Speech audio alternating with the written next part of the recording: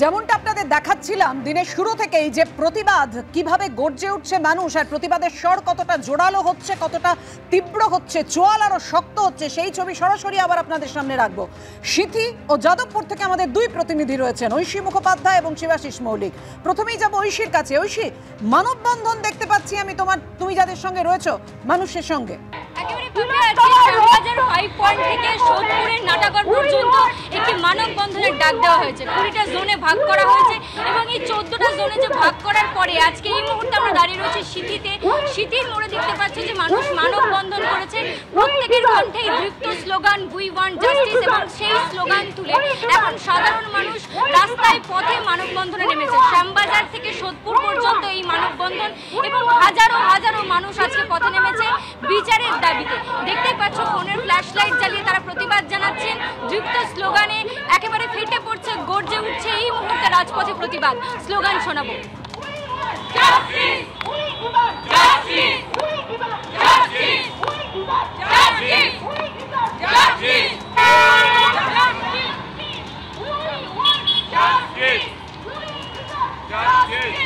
সরাসরি তো চলে যাবো যাদবপুরে। আমাদের সঙ্গে রয়েছেন আমাদের অপর প্রতিনিধি শিবাশিস মৌলিক। শিবাশিস, পার্থক্যটা এখানে উই ওয়ান্টেড থেকেও উই ডিমান্ড জাস্টিসের স্বর আরো তীব্র হচ্ছে। একদমই তাই পাপিয়া, এই মুহূর্তে আমি দাঁড়িয়ে রয়েছি যাদবপুরের 8B অঞ্চলে। এই যাদবপুর, এই 8B দক্ষিণ কলকাতার রাজনৈতিকভাবে এবং প্রতিবাদের সুরে কিন্তু বিভিন্ন সময় ছাপ ছেড়েছে সমাজের বুকে।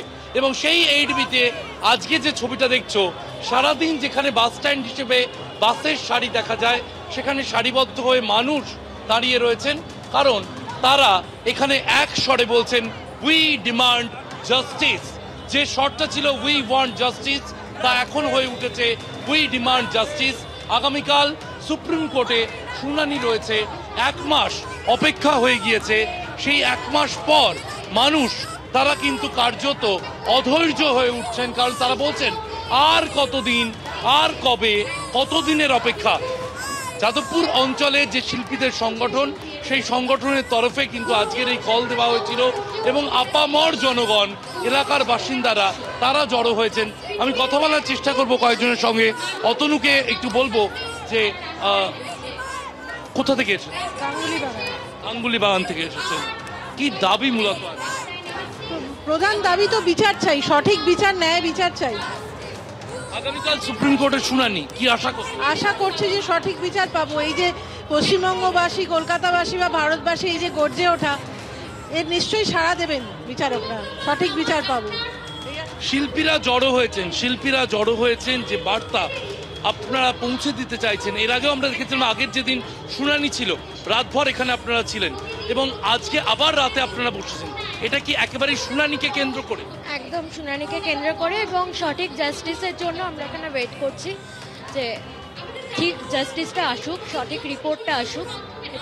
একদমই শিবাশিস, সর্বস্তরের মানুষজন, সব পেশার মানুষজন, কোথাও মৃৎশিল্পীরা, কোথাও রিক্সাওয়ালারা, কোথাও শিল্পীরা, তারা পথে নেমেছেন, প্রতিবাদ জানাচ্ছেন। আর এই জায়গা থেকে আমরা কিছুক্ষণ আগে আপনাদের দেখাচ্ছিলাম তৃণমূল সাংসদ জহর সরকার, তিনি প্রতিবাদ জানিয়েছেন, 2 পাতার চিঠি লিখেছেন মমতা বন্দ্যোপাধ্যায়কে, মুখ্যমন্ত্রীর সঙ্গে কথাও হয়েছে, ইস্তফা দিয়েছেন, তার সিদ্ধান্তে তিনি অনড় থেকেছেন, এবং তিনি প্রতিবাদ জানিয়েছেন কোন জায়গায়? রাজনৈতিক তকমা লাগিয়ে অরাজনৈতিক আন্দোলনকে প্রতিরোধ করা ঠিক হবে না। এই প্রতিবাদ শুধুমাত্র অভয়ার পক্ষে নয়, রাজ্য সরকার আর শাসক দলের বিরুদ্ধেও। তাই অবিলম্বে পথ পরিবর্তন করা দরকার। তৃণমূল সাংসদের পদ থেকে ইস্তফা ঘোষণার পাশাপাশি লম্বা চিঠি দিয়ে মমতা বন্দ্যোপাধ্যায়কে এভাবেই সতর্ক করেছেন জহর সরকার। কিছু মাথা যারা মাতলামো করছে সিপিএম এর ঝান্ডা নিয়ে, বিজেপির ঝান্ডা নিয়ে, তাদের আমাদের বাংলার মানুষ ক্ষমা করবে না। বন্ধু বিজেপি জেনে রাখো, বন্ধু সিপিএম জেনে রাখো, তৃণমূল কংগ্রেসের একটি পতাকা তোমার বিজেপির কর্মীদের গায়ের 50টা চামড়া টেনে নামিয়ে দিবে তৃণমূল কংগ্রেস কর্মীরা। তৃণমূলের একের পর এক হেভিওয়েট নেতামন্ত্রী যখন আন্দোলনের নেপথ্যে সিপিএম কিংবা বিজেপির হাত দেখছেন, তাদের হুমকি দিচ্ছেন, তখন এই আন্দোলন নিয়ে মমতা বন্দ্যোপাধ্যায়কে কার্যত সতর্ক করে দিয়ে লম্বা চিঠি লিখলেন প্রাক্তন আইএএস অফিসার জহর সরকার। তৃণমূলের রাজ্যসভার সাংসদ পদ থেকে ইস্তফা দেওয়ার কথা ঘোষণা করে মুখ্যমন্ত্রীকে লেখা লম্বা চিঠিতে তিনি বলছেন, আমার বিশ্বাস এই আন্দোলনে পথে নামা মানুষরা অরাজনৈতিক এবং স্বতঃস্ফূর্তভাবে এই প্রতিবাদ করছেন। অতএব রাজনৈতিক তকমা লাগিয়ে এই আন্দোলনকে প্রতিরোধ করা সমীচীন হবে না। অবশ্যই বিরোধী দলগুলি এই আন্দোলন থেকে নিজেদের স্বার্থ চরিতার্থ করার চেষ্টা করছে, কিন্তু যে সাধারণ ছাত্রছাত্রী এবং মানুষ পথে ঘাটে দিনের পর দিন প্রতিবাদ করছেন তারা এই দলগুলিকে ঢুকতে দিচ্ছেন না। এরা কেউ রাজনীতি পছন্দ করেন না, শুধু এক বাক্যে বিচার এবং শাস্তির দাবি তুলছেন। আমি জানি না ওনাকে কে বোঝাচ্ছে যে পুরো জিনিসটা রাজনৈতিক একটা। আমি বারংবার আবেদন করছি, উনি বড় নেত্রী, আবেদন করছি যে এটাকে রাজনীতির মধ্যে না ভাবতে। শুরু একটা রাজনৈতিক সংগ্রাম নয়, বরং আমার মনে হয়েছে সেদিন দেখে গড়িয়াহাটে যে রাজনীতিবিদরা যদি কোনোদিন যায় ওখানে ওরা মারধর খাবে। এবার সাধারণ মানুষ রাজনীতির কাউকে চায় না, কাউকে চায় না। ওরা চাইছে স্বতঃস্ফূর্ত ভাবে যে আমাদের জাস্টিস দাও। কি করে দাও, কেন দাও, কিভাবে দাও, এইটা কিন্তু কেউ বলছে না, কিন্তু জাস্টিস চাইছে। তারা উত্তপ্ত হয়ে গেছে, তারা ফেড আপ। তাৎপর্যপূর্ণ বিষয় হলো আরজিকর আন্দোলনে আবহেই একাধিক তৃণমূল নেতা, মন্ত্রী, বিধায়ক, সাংসদ বিতর্কিত মন্তব্য করেছেন। যে ওরা যদি একবার দংশন করে পাল্টা 5টা দংশন করবে। আপনার বাড়ির দরজায় গিয়ে আপনার মা বোনকে বিকৃত ছবি করে আপনার বাড়ির দেওয়ালে টানিয়ে দিয়ে আসবো, শুনে রাখবেন আজকে দাঁড়িয়ে বলে গেলাম। আন্দোলনকারীদের গায়ে রাজনীতির তকমা লাগানো কিংবা তাদের হুমকি হুঁশিয়ারি দিলেই যে পরিস্থিতি সামলানো যাবে তা তো নয়, উল্টে পরিস্থিতি যে আরো সংকটজনক হতে পারে তার স্পষ্ট ইঙ্গিত দিয়ে জহর সরকার মুখ্যমন্ত্রীকে পরামর্শ দেবার ভঙ্গিতে লিখেছেন, আমরা যদি নিরপেক্ষভাবে এই আন্দোলন বিশ্লেষণ করি দেখব যে এই প্রতিবাদ শুধুমাত্র অভয়ার পক্ষে নয়, রাজ্য সরকার আর শাসক দলের বিরুদ্ধেও। তাই অবিলম্বে পথ পরিবর্তন দরকার, নয়তো সাম্প্রদায়িক শক্তি এই রাজ্যকে তাদের দখলে নিয়ে নেবে। আমি বারংবার বলছি যে এইটাকে যদি এখনো ভালো করে সরাসরি কথা বলে যদি মিটিয়ে না নেওয়া হয়, তবে সাম্প্রদায়িক শক্তিরা কিন্তু এর অ্যাডভান্টেজ দিয়ে ঢুকে যাবে বাংলায়। আমি আমার যে মূল্যবোধ, ধর্মনিরপেক্ষতা, গণতন্ত্র, ওগুলো নিয়ে আমি একেবারে অটুট। কেন? তার জন্য রাজনৈতিক দলে থাকতে হয় না, আমরা সকলেই বাইরে থেকে একই মূল্যবোধ রাখতে পারি। আমরা যে দাবিগুলো করেছি সেগুলো কার কাছে করেছি? প্রশাসনের কাছে, যারা এই মাথায় আছেন। এবার তারা দায়িত্ব নিতে পারছেন কি পারছেন না সেইটা খুব ইম্পর্টেন্ট। যে আপনারা চলে গিয়ে যেটা করছেন সেটা সম্পূর্ণ আপনাদের ব্যক্তিগত ব্যাপার। যে ন্যায় বিচারের দাবিতে আন্দোলনটা চালাচ্ছি সেটা যদি আপনাদের ঠিক মনে হয় তাহলে ভেতরে থেকেই তার প্রতিবাদ করতে পারেন, এবং সেই প্রতিবাদটা আমার মনে হয় সর্ব জায়গা থেকে করা উচিত এবং আসা উচিত। কখনো কোনোদিন বাংলা এত বেশি অসম্মানিত হয়নি যা ইদানিং এই সময়তে হচ্ছে। ফলে জহর সরকারের যে মনোভাব, এরকম মনোভাব আরো প্রচুর, আরো অনেক জহর সরকার হবে, হতে বাধ্য, কোনো বিকল্প নেই। সংবেদনশীল মানুষ প্রতিবাদ করবেনই। মানুষ বিচার চান, বিচারের লড়াইতে থাকবেন। Justice, justice, justice. এবারে তিনি পদত্যাগ করছেন তার অন্তরাত্মার ডাকে, কারণ যেভাবে রাজ্য পরিচালনা হচ্ছে এবং আরজিকর কাণ্ডের সরকারের ভূমিকা নিয়ে শোনা যাচ্ছে তিনি পদত্যাগ করেছেন এবং দল থেকেও ইস্তফা দিচ্ছেন। পদত্যাগ যদি শেষ পর্যন্ত তিনি ধরে রাখতে পারেন তাহলে নিঃসন্দেহেই মানুষ তাকে অভিনন্দনই জানাবে।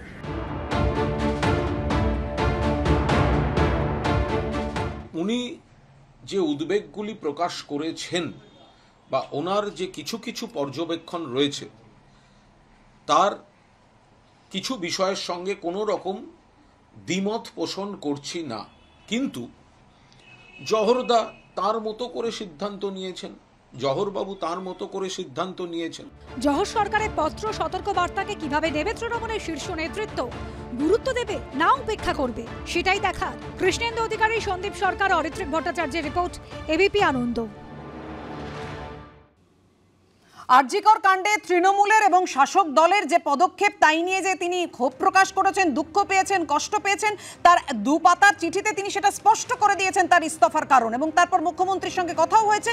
কিন্তু জহর সরকার তার সিদ্ধান্তে অনড়। আর জহর সরকারের পদত্যাগের ঘোষণার পরই তৃণমূলের ডামাডোল, সেটা কিরকম দেখাবো আপনাদের। অভিষেক বন্দ্যোপাধ্যায়ের ছবি দিয়ে সোশ্যাল মিডিয়ায় একের পর এক পোস্ট, দেখতেই পাচ্ছেন সেই পোস্ট। জহরের বার্তা, নিতে হবে সতর্কতা, অভিষেক দাকে দরকার, গড়তে বলিষ্ঠ সরকার। সময়ের ডাক বোঝালো জহর, এখনই অভিষেক দা সাজাক নৌবহর। জহর সরকারের পদত্যাগ ঘোষণার পর এভাবেই একের পর এক পোস্ট সোশ্যাল মিডিয়ায়।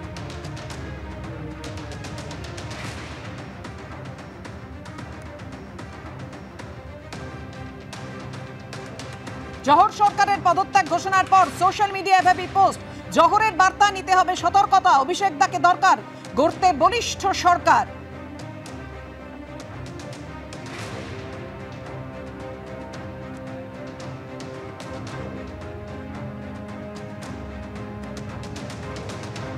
জহর সরকারের পদত্যাগ ঘোষণার পর এভাবেই যেমন পোস্ট দেখলেন সোশ্যাল মিডিয়ায়, কুণাল ঘোষকে রাজ্যসভায় পাঠানোর দাবিও উঠেছে।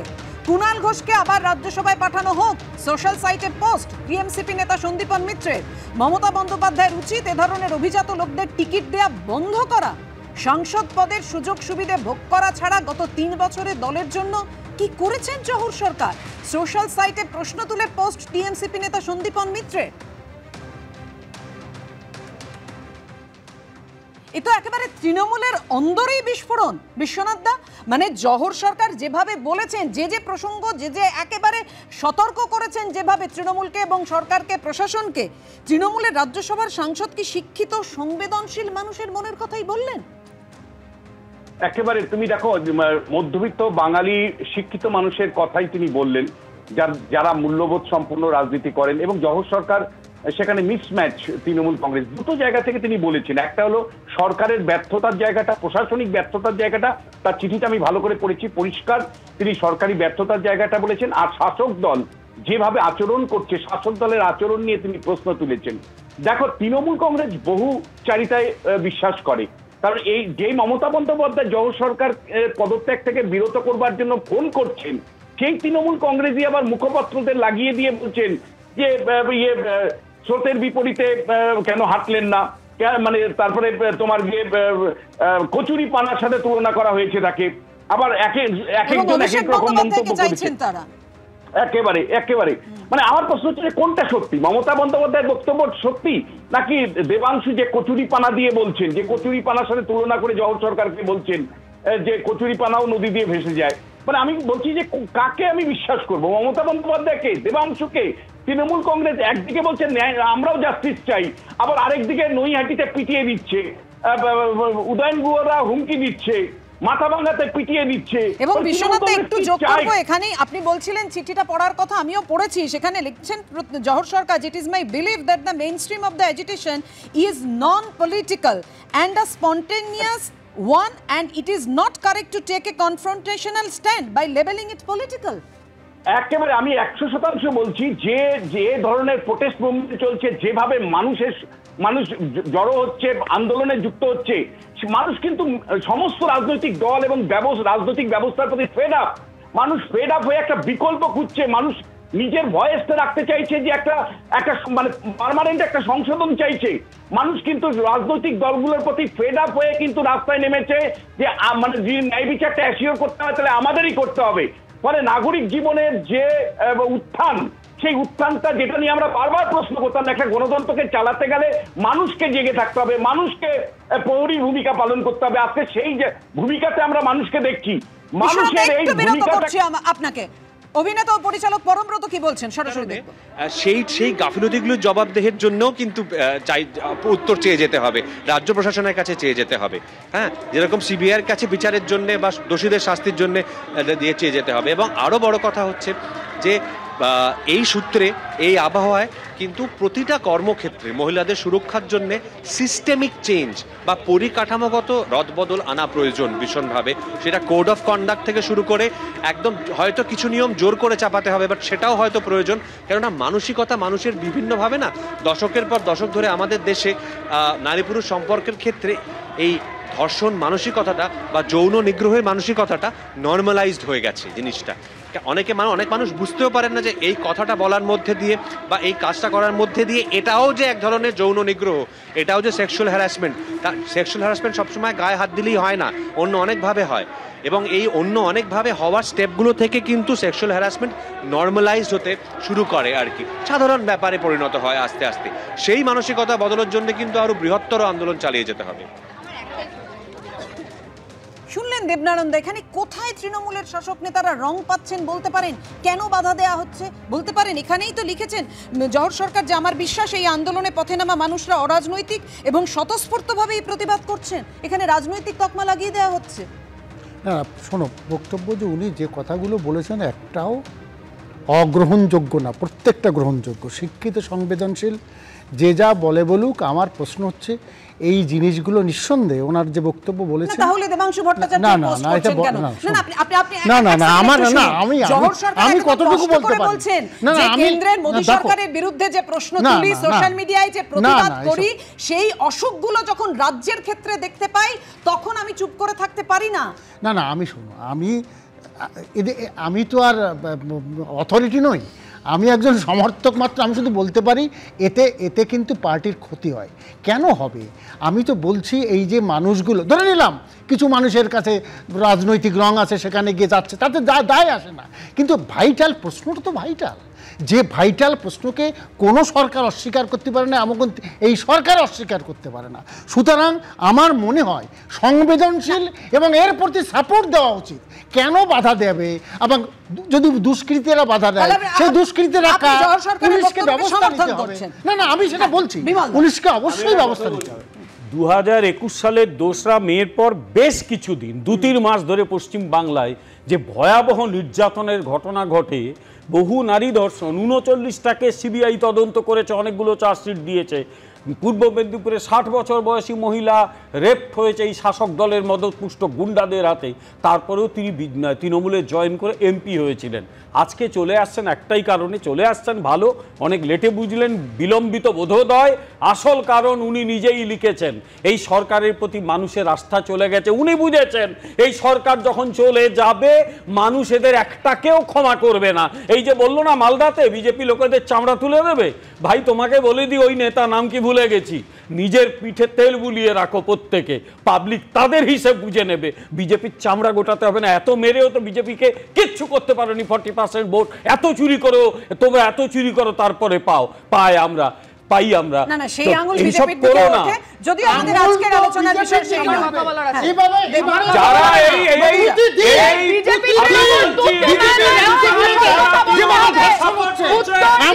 পিঠের চামড়া গোটাবে পাবলিকে, পিঠের চামড়া গোটাবে এই সরকারদের। সিবিআই এর আইনজীবী কেন কোর্টে পৌঁছতে পারে না, এই প্রশ্নও কিন্তু আমাদের থাকবে। এই প্রশ্ন কিন্তু আমরা বাদ দিতে পারবো না। শুধু এই স্পর্শকাতর মামলা বলে নয়, সিবিআই এর আইনজীবীর কোনো দায় বা দায়িত্ব নেই যে তিনি পৌঁছচ্ছে না আদালতে। পিঠের চামড়া ধর্ষণ বলাতে বলবো, যারাই পাগলের মতো সাপোর্ট করছে পিঠে যেন তেল বলা, পিঠে তেল ধর্ষণ বলবো, বলাবাজি ঘর থেকে বেরোতে পারছে না।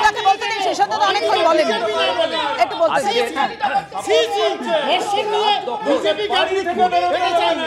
দখল কি ভোট দখল, এটা কিন্তু একটা প্রতিবাদের ভাষা হয়ে দাঁড়িয়ে যাচ্ছে। আজকে 1977 সালে ইংল্যান্ডের লিডসে শহরে রিক্লেম দ্য নাইট এই আন্দোলন কিন্তু এরকম হয়েছিল, দেখিয়েছিল। আজকে যে শারদোৎসব আসন্ন, কিন্তু সেদিকে কারো মন নেই। মানুষের একটাই চাহিদা, আরজি করের বিচার চাই, আর কে অপরাধীর শাস্তি চাই। আর একটা জিনিস, নীরবে আসছেন দশভূজা, বিষণ্ণ আসন্ন, বিষণ্ণ আগমনী। তার থেকে মানুষ শিখছে যে এক হাতে না 10 হাতে তা আছে সেই শক্তি। লক্ষ লক্ষ মানুষের ঐক্যের আলো জ্বলছে, অকাল বোধনের প্রস্তুতি। এই জায়গাটা ভাবতে হবে। শাসক সেই জায়গাটা ভাবুন, শাসক কিন্তু সেই জায়গাটা ভাবছেন না, সেই জায়গা ভাবছেন না। মান আর হুঁশ নিয়ে মানুষ, হুঁশ হচ্ছে বিচার, বুদ্ধি, বিবেক, শাসক দলের ভাই বিজেপি বলা পিঠে তেল বলা ঘটনা আবার কেন ঘটেছে, আবার কেন ঘটলো? না মান আর হুঁশ নিয়ে হচ্ছে মানুষ। হুঁশ অর্থে বিচার, বুদ্ধি, বিবেক, এগুলো সব হারিয়ে ফেলছেন রাজ্য সরকার। সরকার নিজে যদি করতেন তাহলে তাদের মানুষ ভালোবাসত। মানুষ সরকার এগিয়ে আসুন, এই জায়গাটা থেকে আসতে হবে।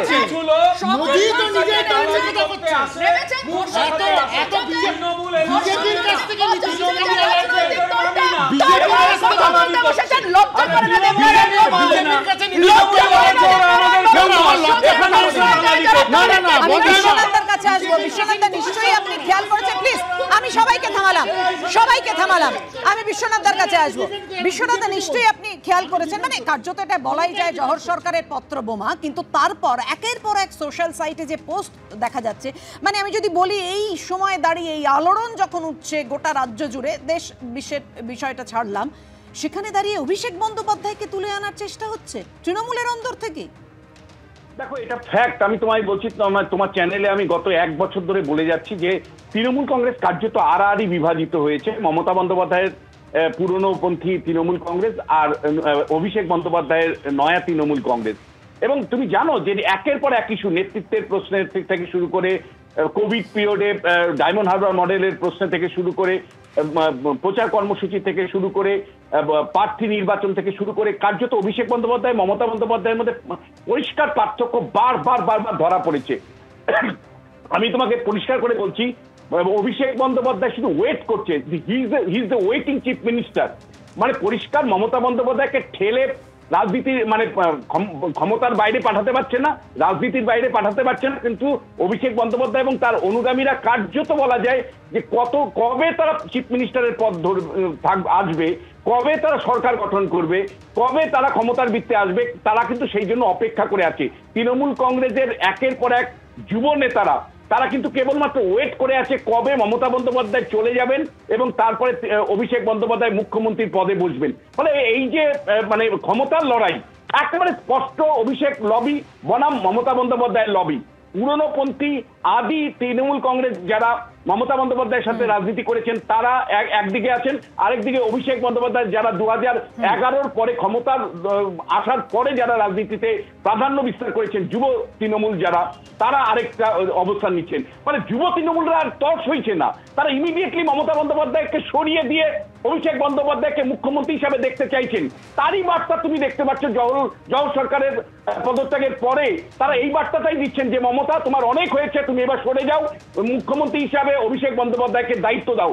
এই বার্তাটাই কিন্তু অভিষেক বন্দ্যোপাধ্যায় নবীন প্রবীণ দিয়ে যে বিতর্ক শুরু হয়েছিল সেটারই রেশ চলছে, মানে একেবারে স্পষ্ট করে সেই বার্তাই তুলে ধরা হচ্ছে। মমতা বন্দ্যোপাধ্যায়কে এও আমরা বলতে শুনেছি যে নতুন চাল আগে বাড়ে কিন্তু পুরনো চাল ভাতে বাড়ে। আমরা অবশ্যই এই নিয়ে আলোচনায় আসবো।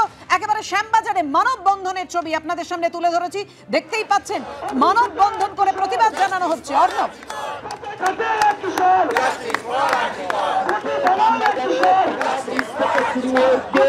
এবং মানববন্ধন এটা মূলত করা হচ্ছে বিভিন্ন স্কুলের বা কলেজের যারা প্রাক্তনীরা রয়েছেন তারা হচ্ছেন এই মানববন্ধন কর্মসূচি করছেন।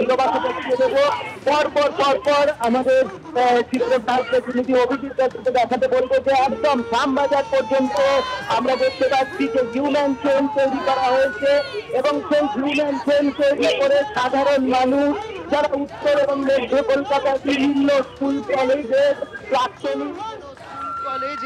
প্রাক্তনী এবং ছাত্রছাত্রীরাও রয়েছেন, তারা কিন্তু দাঁড়িয়ে পড়েছেন হিউম্যান চেন করে এবং লেখা রয়েছে এখানে যে আর কতদিন আমরা বিচারহীন, 30 দিন হতে চললো, আর কতদিন আমরা বিচারহীন, সেই লেখা লিখে তারা এখানে দাঁড়িয়ে রয়েছেন এবং স্লোগান উঠছে। ঠিক টালা ব্রিজ থেকে আমরা ক্রমশ এগিয়ে যাচ্ছি, এদিকে টালা ব্রিজ থেকে আমরা দেখতে পাচ্ছি যে আমরা এগিয়ে যাচ্ছি যে পুরো এই রাস্তা ধরে, এবং দেখতে পাচ্ছ যে হিউম্যান চেন রয়েছে, হাতে একটা করে রাখি রয়েছে যেখানে লেখা রয়েছে তিলোত্তমার রাখি, সেটা লেখা রয়েছে এবং সেই রাখি পড়েছেন এরা সবাই এবং পরে একদম শ্যামবাজারে মানববন্ধনের মধ্যে দিয়ে এই বার্তা দেওয়া শঙ্খ ঘোষের সেই কবিতার লাইন মনে পড়ে যাচ্ছে, আয় আরো বেঁধে বেঁধে থাকি। এবং আজকের অনুষ্ঠান এখানেই শেষ করব, কিন্তু এই যে রাত দখল এবং সেই সঙ্গে ভোর দখলের ডাক, এবিপি আনন্দর সরাসরি নজর থাকবে সেই দিকে। তাই মানুষের কথা দিয়েই শুধুমাত্রই আলোচনা শেষ এবং সেই সঙ্গে নজর রাখা এই দিকে যে নাই ভয়, হবে জয়। আপনারা সবাই সঙ্গে থাকুন, ফিরছি।